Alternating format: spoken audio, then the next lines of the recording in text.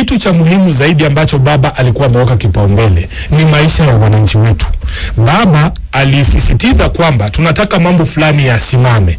Tunataka hii mambo ya polisi kuchukua vijana pasi na sheria yoyote na kuwaua isimame kwanza. Kitu ambacho tulitaka kifanyike kwanza ni kwamba tusimamishe mauaji ya kiholela ya vijana, ili sisi sote kama kuna mambo mengine yatafanyika tuweze kufaidi. Huwezi kuniambia umejenga soko kwa ajili ya wafanyabiashara kule Homa Bay, alafu polisi watoke Nairobi wachukue kijana Albert Ojwang Homa Bay, waje wamuue hapa Central Police. Wewe umetujengea soko. Anataka tuongee juu ya soko, hataki tuongee juu ya Albert Ojwang.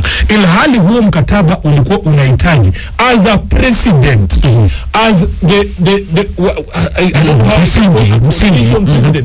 msingi wake ulikuwa ni kudumisha uhai wa wananchi wetu wote na uhuru wa wananchi wetu wote, ili tuweze kufaidi yale mengine. Kwa hivyo ndugu yangu, siku ile Albert Ojwang anawawa kwenye jela, mimi kama katibu mkuu, kama mwenye kuandika huo mkataba, nikasimama nikasema huo mkataba hauna maana tena. Shida zangu zikaanzia hapo.